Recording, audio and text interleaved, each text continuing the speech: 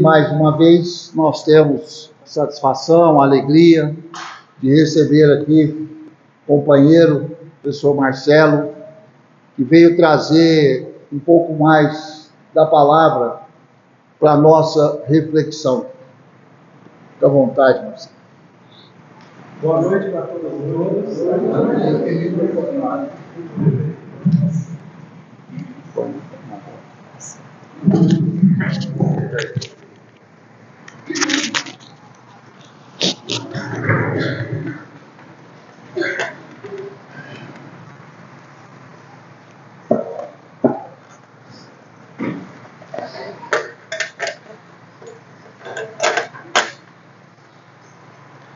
Bom, estamos mais uma vez aqui à casa. Fiquei emocionado de escutar a música, viu? Muito emocionado. E você já havia me falado aquele dia que nós encontramos, lá no Espetinho, né? Mas eu não esperava que você fosse cantar aqui, fiquei emocionado mesmo. Eu vim aqui para a gente conversar um pouco a respeito sobre o Espiritismo e a religião. Uma vez perguntaram, né? Todo mundo já conhece essa famosa frase, se o Espiritismo seria a religião do futuro. Todo mundo já escutou isso uma vez? E a resposta foi que não, que o Espiritismo seria o futuro das religiões. Como assim? Não a religião do futuro e o futuro das religiões? Porque, na verdade, se a gente for estudar a palavra religião, vem de relicare, que é religar a Deus. Então, existe só uma religião, que é aquela que te liga a Deus. O que nós temos são várias escolas que nos ensinam a fazer o religamento, a religar a Deus. Mas o problema é que essas escolas, elas são necessárias e muitas surgem porque nós estamos aqui numa diversidade evolutiva nesse planeta e cada um tem uma necessidade, então as escolas surgem para atender às necessidades. Não vou falar para vocês que o Espiritismo é a escola mais avançada das escolas que tem, mas é uma escola que funciona bem para nós que estamos aqui. Porque se nós estamos hoje dentro da doutrina espírita, se isso vá soar estranho para vocês, é porque as outras escolas não deram conta de nós. Provavelmente falhamos nas outras escolas. Porque as outras escolas são ruins? Não, é porque nós somos teimosos mesmo. Então, às vezes o catolicismo não deu conta da gente, o protestantismo não deu conta da gente, o islamismo não deu conta da gente, quem sabe o espiritismo agora dá. Mas também não vamos só ficar nessa visão ruim, negativa da coisa, não. Pode ser também por opção que a gente esteja nessa escola, porque a gente necessita algo a mais. Primeiramente, a gente entende o seguinte, existe uma outra famosa frase que diz o seguinte, o homem veio do pó e ao pó retornará. Mas isso está dizendo de nós ou está falando do homem? O que é o homem? A mulher ficou de fora dessa? Não. O que é o homem? É, na verdade, a escola humana. É uma vestimenta que nós temos. Essa vestimenta material que nós temos veio do pó e ao pó retornará. Aí, um tempo na minha vida, eu entendi o seguinte, bom, eu acreditava nisso, mas depois eu fui evoluindo um pouco mais o entendimento, evoluindo para mim mesmo. E entendi o seguinte, não, o homem veio do pó e ao pó retornará, mas o espírito veio da luz, e para a luz retornará. Pensei assim comigo um bom tempo. Mas aí, aprofundando nos estudos,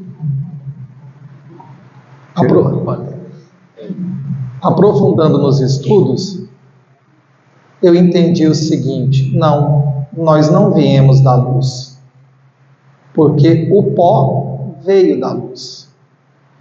e para a luz o pó retornará. Nós viemos de Deus e para Deus retornaremos quando a gente fizer essa religação. E é por isso que temos que ter essa escola para aprender a religar a Deus. Mas como assim religar a Deus? Aí a gente tem que entender o seguinte: quando foi feita a pergunta, que é Deus? Nem o que é, mas que é Deus? Qual foi a resposta que a espiritualidade deu para a gente? Falou por acaso que era o espírito mais evoluído que existia? Foi essa a resposta? Falou que era um indivíduo, um ser humano perfeito? Não.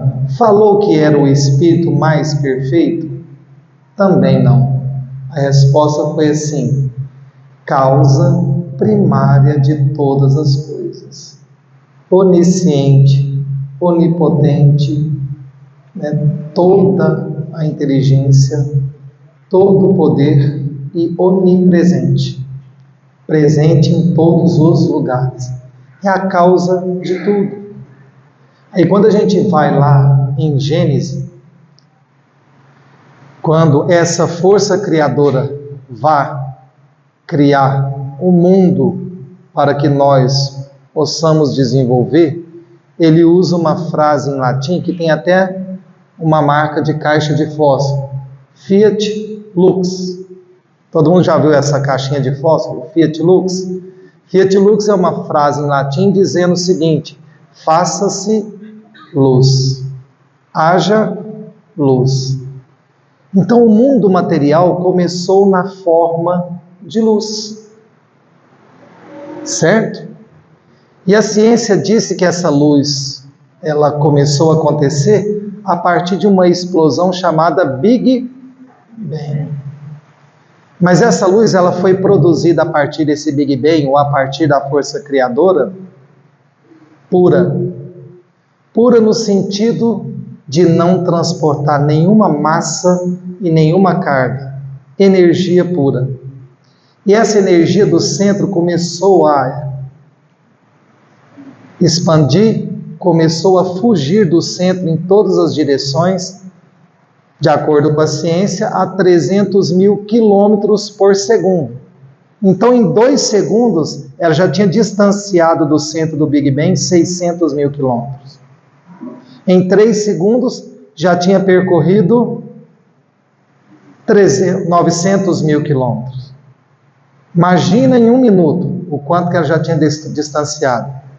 Imagina em 1 dia. Imagina em 1 mês, quantos quilômetros ela já percorreu desse centro? Imagine em 1 ano. Imagine em 1 século de luz viajando. Imagine 900 milhões de anos. Depois que houve essa explosão, 900 milhões de anos depois que essa luz já estava percorrendo, ela já tinha andado tanto que ela começou a desacelerar. E nessa desaceleração foi perdendo velocidade. Ela virou massa, ela virou matéria e surgiu o mundo material, surgiu o pó, de onde o homem será retirado. Mas gastou-se 900 a 1 bilhão de anos para isso acontecer. E já fazem 14 bilhões de anos que a luz saiu do centro e continua viajando. E pelos caminhos foi deixando mundos materiais, pela sua coagulação, pela sua perda de velocidade, pela sua desaceleração.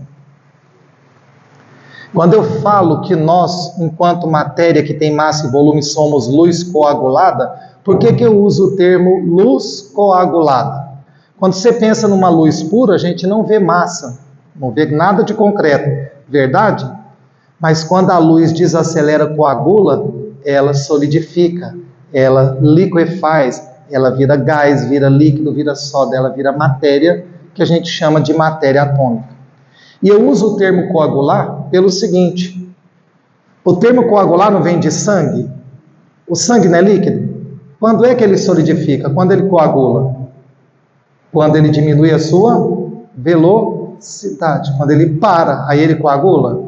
É ou não é? Então nós somos luz paradas, entre aspas, desaceleradas. Não, os nossos corpos são assim. Mas acontece o seguinte, vocês aqui já ouviram falar de um tal de mito da caverna do Platão? Alguém já ouviu falar disso? Platão foi um filósofo que viveu na Grécia Antiga, por volta de 600 e poucos anos antes de Cristo. Toda filosofia cristã é uma filosofia platônica. A ética e a moral platônica é a ética e a moral cristã, onde ele diz que só a pessoa altruísta, a pessoa que faz o bem, é que deveria governar outras pessoas, para não fazer nenhuma maldade. Então toda filosofia cristã parte de Sócrates e parte de Platão. Platão conta uma história na tal da alegoria da caverna, chamado mito da caverna, onde ele dizia o seguinte, que existia uma caverna, onde dentro dessa caverna, algumas comunidades existiam lá. Mas essas comunidades nunca saíram da caverna, nunca. Sempre, geração crescia, amadurecia, perecia, outra geração sucedia a essa anterior, e sempre foram vivendo nessa caverna. Só que essa caverna era um lugar escuro, limitado, fechado, e a fonte de luz que eles tinham lá para poder enxergar as coisas era uma fogueira, que vivia acesa. Eles alimentavam essa fogueira e vivia acesa. E essa fogueira projetava uma luz, e essa luz projetava uma sombra dos corpos que movimentavam na caverna, na parede dessa caverna. E essas pessoas olhavam as sombras delas movimentando, e para essas pessoas, a realidade dela era aquela sombra. E assim eles acostumaram. Só que eles nunca tiveram ousadia de olhar para trás.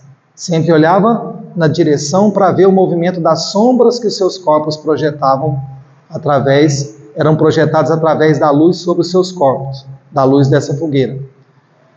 Mas um resolveu olhar para trás e viu uma outra fonte de luminosidade que não era aquela da fogueira. E ele resolveu se aventurar e sair daquela situação de comodismo e ir até aquela fonte diferente de que estava acostumado. Quando ele viu, ele estava saindo, para quem está de fora, ele estava começando a sair da caverna. Mas quando ele sai da caverna, que ninguém nunca tinha feito isso, ele observa uma fonte de luz muito potente, que não se comparava àquela fonte de luz da fogueira da caverna. Era a luz do sol. Mas ele não estava acostumado com essa intensidade de luz nos olhos. Então, essa intensidade de luz, quando atingiu a sua visão, lhe causou dor e cegueira. E ele caiu ao chão. E desesperado ele pensou em recuar, voltar para a zona de conforto dele. Mas a noite chegou, a luz diminuiu a intensidade e ele foi acostumando agora com aquela luminosidade indireta que o sol refletia através da lua. E ele começou a vislumbrar uma paisagem imensa, comparada à que ele vivia dentro da caverna. E aí ele foi passando algum tempo lá e foi amanhecendo um outro dia, doía ainda as vistas dele, mas com o passar do tempo ele foi adaptando e a visão dele começou a enxergar um mundo gigantesco de possibilidades que existia fora da caverna. Mas o que ele pensou na hora? Isso é o paraíso, isso é uma maravilha. Não posso deixar os meus irmãos sem saber disso. Não posso deixar o egoísmo tomar conta de mim. O que eu farei? Vou voltar e contar para eles que existe outro tipo de realidade, uma realidade mais expandida, uma realidade mais abundante que essa que nós fomos criados, que é a caverna.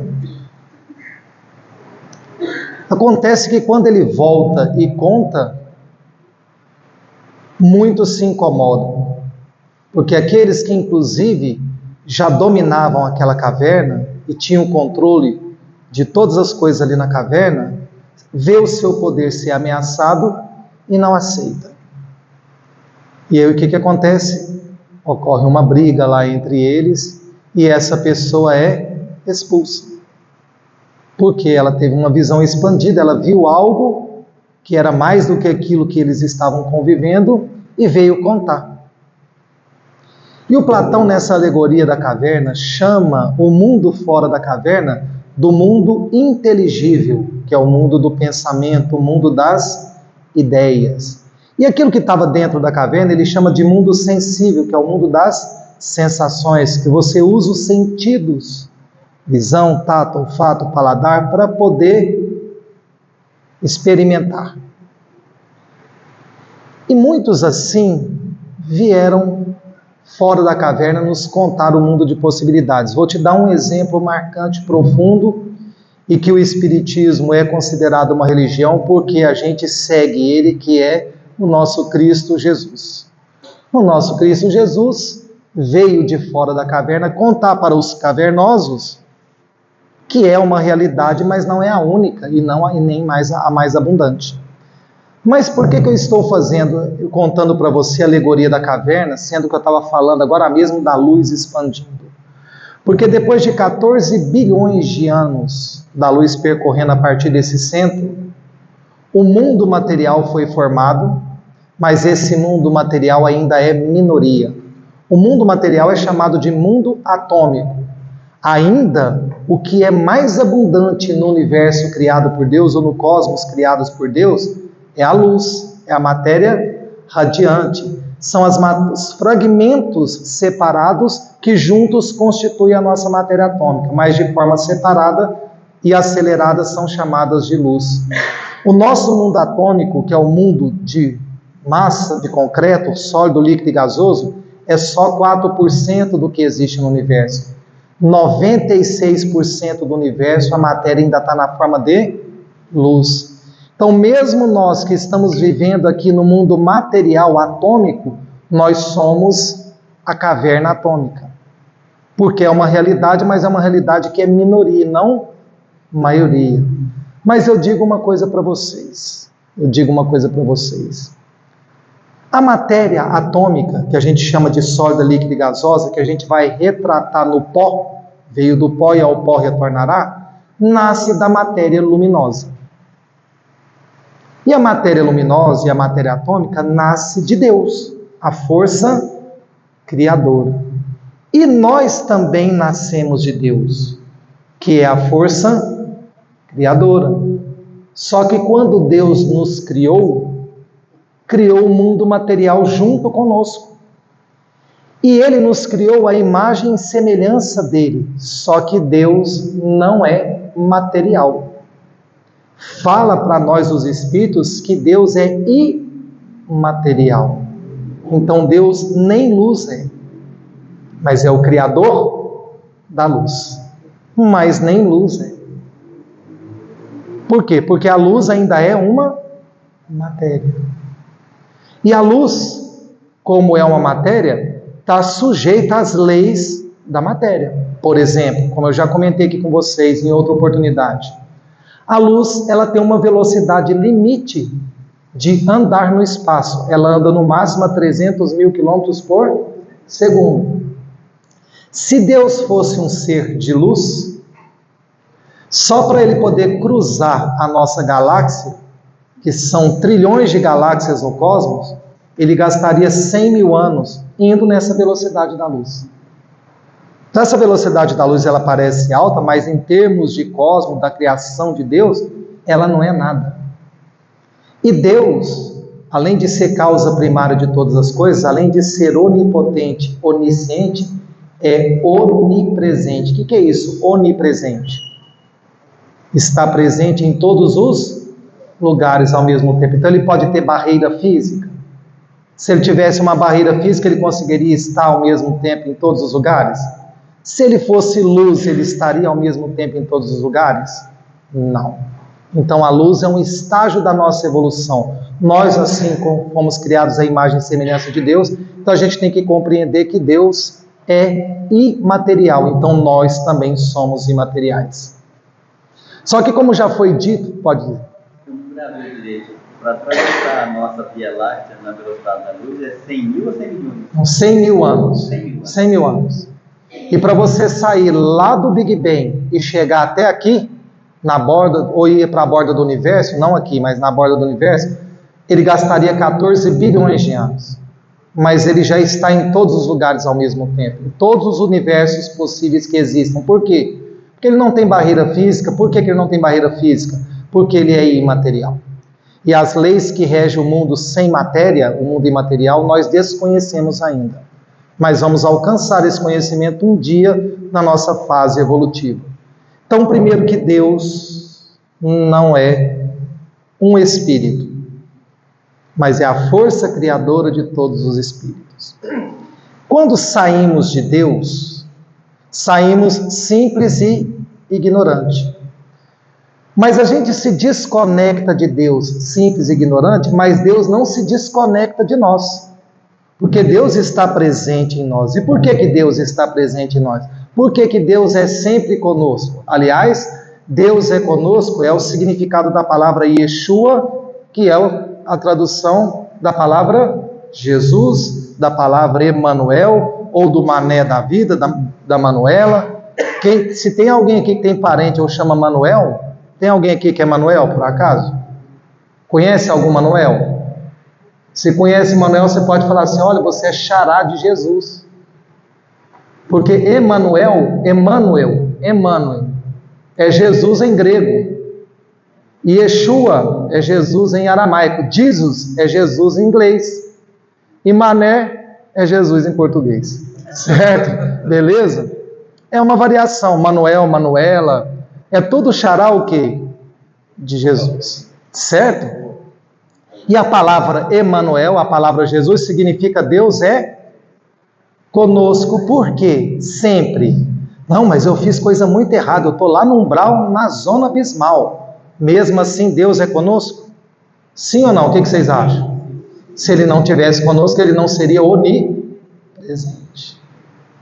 Agora, quando nós nos desconectamos de Deus, mas Ele não desconectou de nós, saímos dele simples e ignorante e nos misturamos ao mundo material, com a finalidade desse mundo material nos proporcionar evolução. Porque a única coisa que é imutável no universo, ou no cosmos, que é o conjunto de universos, é Deus. O resto é sempre mutável, está sempre em transformação. Jesus é um espírito de primeira ordem, ele é perfeito, mas de 2000 anos para cá ele já evoluiu. O que vocês acham? Mas ele evoluiu e ele não vai parar de evoluir. Sabe por quê? Porque ele é criatura, o Criador é só um. Então quando fala que Deus é único, é porque não existe outra força criadora. Mas não diz que Deus é um indivíduo. Jesus é um indivíduo. Jesus é um espírito. Que já também consegue se libertar das barreiras materiais e consegue ter onipresença também, assim como Deus, porque já comunga com Deus. E ele diz para nós, eu e o Pai somos um. Mas tem vários Cristos no universo, que com o Pai também é um só. E assim nós chegaremos a ser também. Se Jesus precisar ir daqui em outra galáxia, ele já está lá. Ele não precisa ir. Ele não precisa se revestir de luz, porque a luz seria uma vestimenta muito lenta e ele demoraria bilhões de anos para chegar lá. Ele já foi um espírito de luz há eras atrás, em outros universos, até que nem existam mais. Mas agora ele é um espírito crístico, e o espírito crístico é o espírito puro, imaterial. Então a matéria serve para ajudar a gente a reconectar a Deus de forma consciente. Mas dessa forma consciente, a gente precisa entender quem somos nós.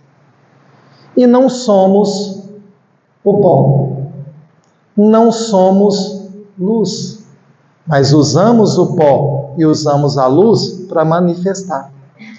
Um dia seremos espírito de luz? Sim, ou seja, seremos um espírito que vamos revestir de matéria luminosa, mas ainda teremos formas, e teremos limitações, não teremos ainda comungado com Deus. Um dia continuaremos a existir sem precisar de revestimentos nenhum. Esse momento, quando esse momento chegar, aí sim seremos um espírito crístico, assim como Jesus. E aí, se a gente revestir de matéria, é para fazer alguma missão, mas não teremos mais vestimentas de matéria. Se você desencarnar e de repente Jesus aparecer para você, Jesus, o homem, é por misericórdia, porque ele não vai negar isso. Mas ele já não tem mais a forma humana e nem a forma de anjo, porque anjo não tem asa. Tem ou não tem? De forma figurada. Então, quando fala que anjo tem asa, é porque o anjo ainda tem o quê?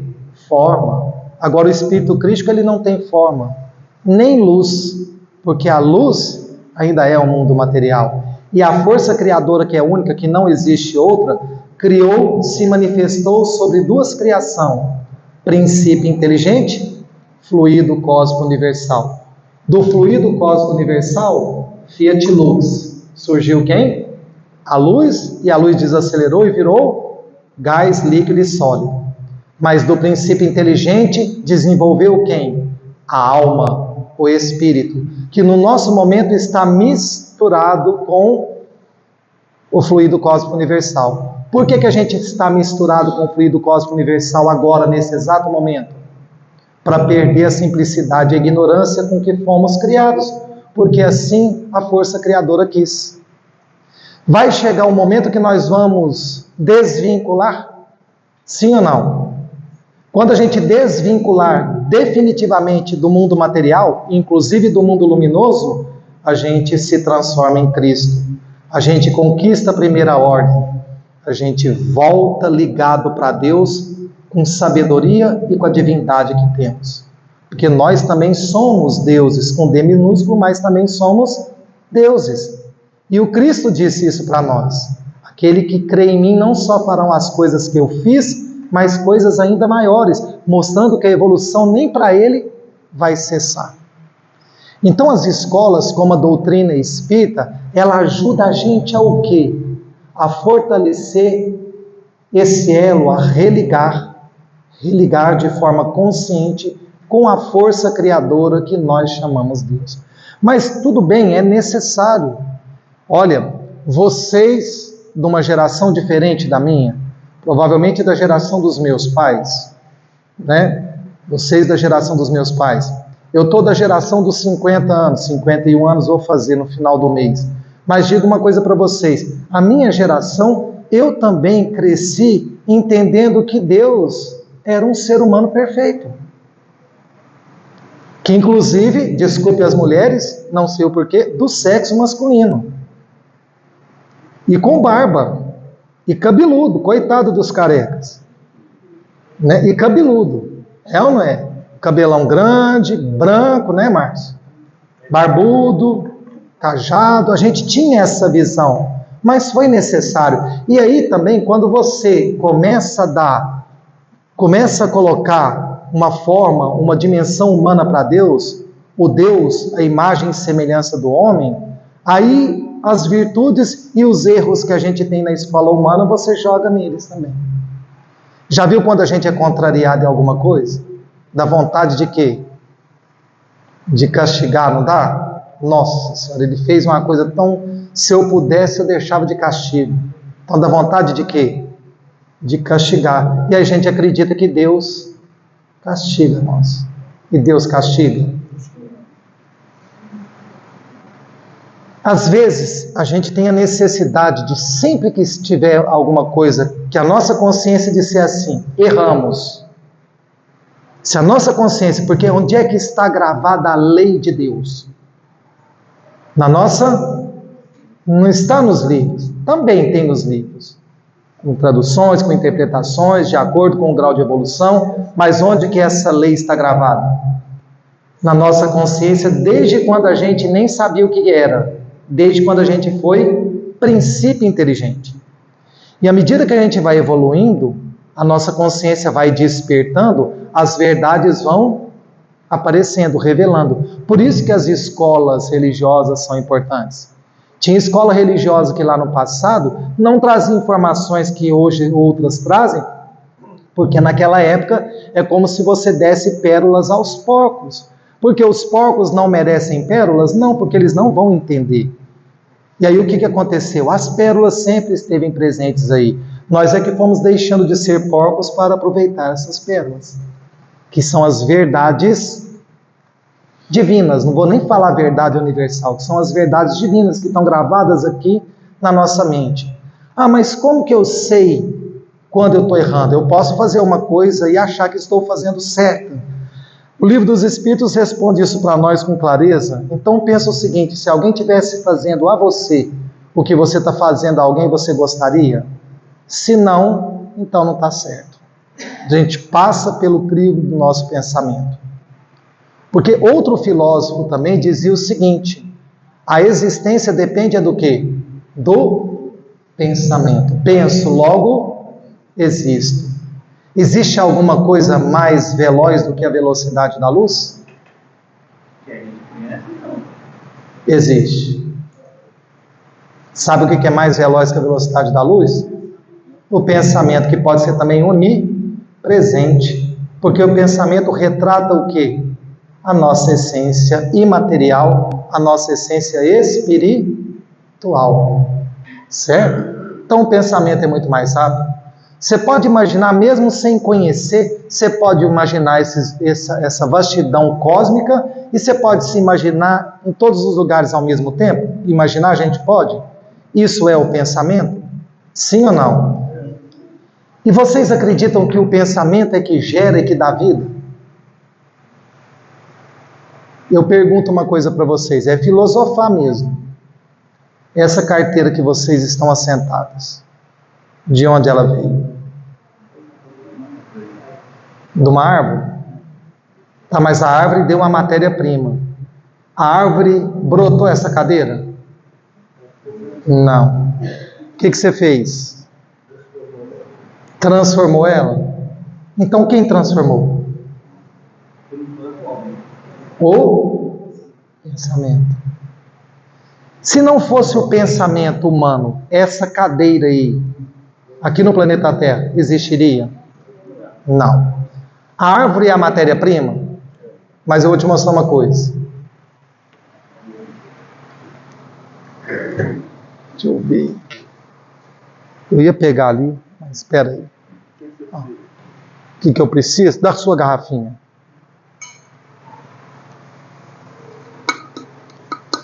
Isso aqui, na época que eu era menino, nem vou falar do senhor, não existia. Essa matéria-prima aqui não é natural, é artificial, mas é tirado da natureza. A fonte de onde a gente extrai isso aqui é carvão, mineral e petróleo, que é fonte de hidrocarboneto para a gente produzir os plásticos. Se não fosse a inteligência do homem, onde nós estaríamos hoje? Presta atenção no que eu vou mostrar para vocês. Meu pai vai fazer 79 anos, eu não sei a idade de vocês, por isso que vocês devem ter em torno de uns 70, mais ou menos? De 80. Passou dos 80? Bem, assim, então eu vou falar uma coisa para o senhor. Quando o senhor nasceu, tinha 1 bilhão de pessoas no planeta Terra. O senhor está encarnado e a população, um ano retrasado, ultrapassou 8 bi. Quando o senhor foi para a escola, o senhor tinha carteira de madeira para sentar. Hoje não tem madeira para sentar todo mundo, não. Mas o povo mesmo assim assenta em plástico. Por quê? Porque o homem usou o quê? O espírito usou o quê? A inteligência para criar, porque nós somos co-criadores. Então nós não somos seres passivos da criação, nós somos seres ativos, nós temos que fazer acontecer. Lembra da frase que vocês cantaram lá da música?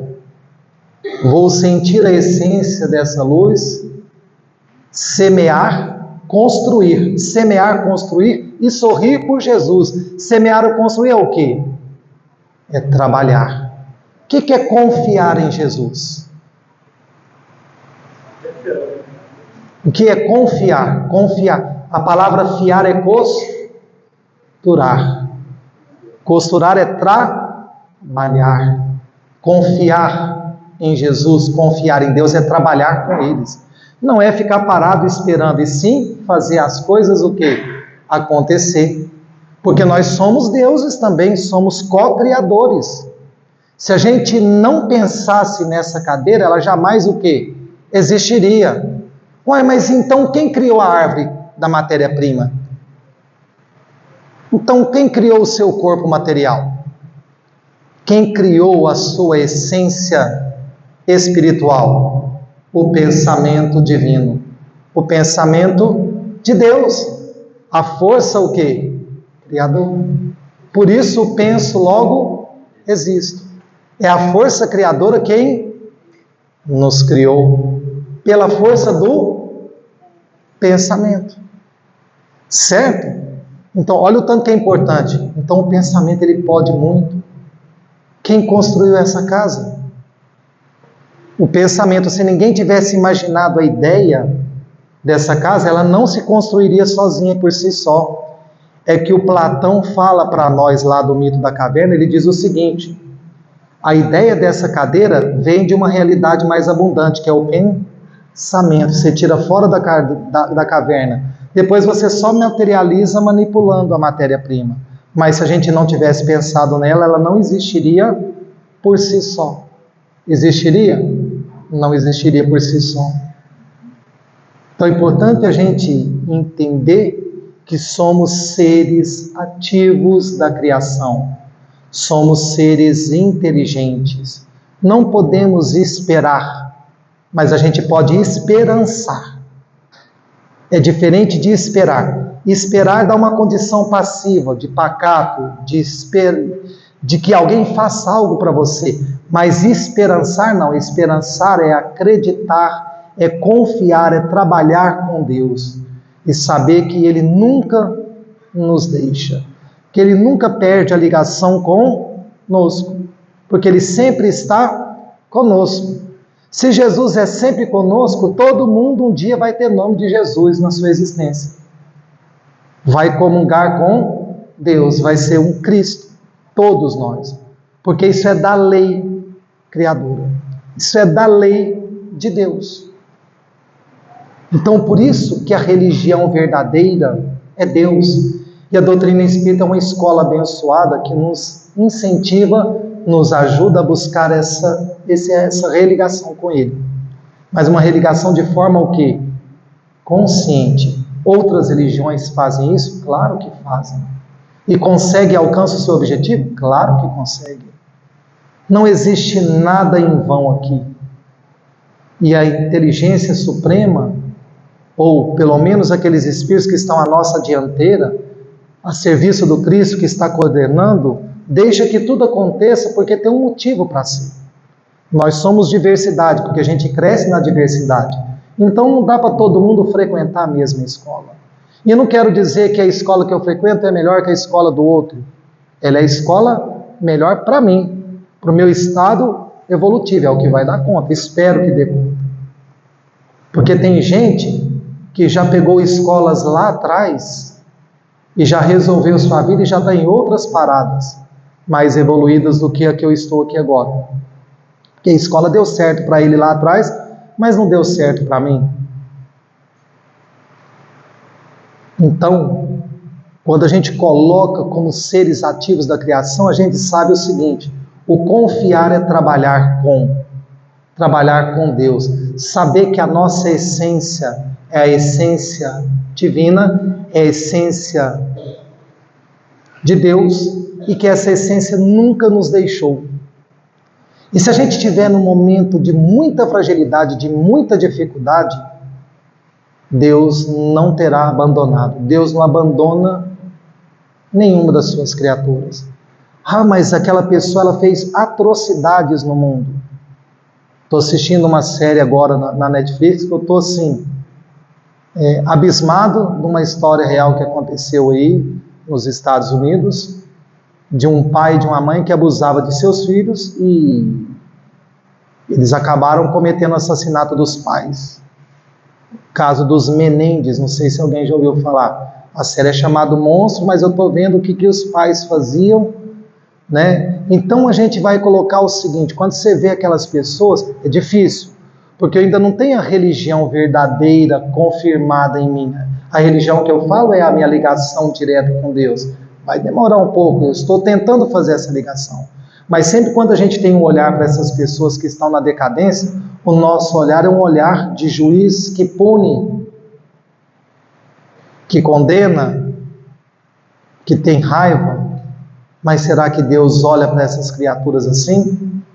Sabe por que não? Porque provavelmente a gente já pode ter estado, não sei se tive, mas a gente pode ter estado numa situação assim no passado. E se hoje não estamos mais, é porque o nosso Pai e a nossa Mãe misericordiosa, que é chamada de força criadora, sempre nos acolhe e nos entende. Não passa a mão na cabeça. Não passa a mão na cabeça, não. Aí a gente entende através da doutrina espírita por que aquela pessoa que teve uma vida reta, uma vida de retidão, só fez coisa boa, só ajudou as pessoas, só fez bondade a vida inteira. E a vida inteira ela foi tomando tarracada. Foi tomando tarracada, e depois desencarna, aí vai falar: cadê a justiça de Deus para uma pessoa tão boa assim? Como nós temos um relato no caso lá do livro Céu e Inferno, de um homem que foi tão bom a vida inteira assim, mas tinha uma fortuna, e quando morreu, na hora de dividir a herança, sumiu um bracelete lá, um amuleto lá, não sei o que, e o povo começando a brigar, quase matando uns aos outros por conta desse bracelete, resolveram desenterrar o homem, dias depois que ele havia sido sepultado. E quando desenterraram ele estava virado no caixão, todo arranhado. Aí ficaram revoltados: mas cadê a justiça de Deus? Um homem tão bom desse, teve a tal da catalepsia, que é a morte aparente, né?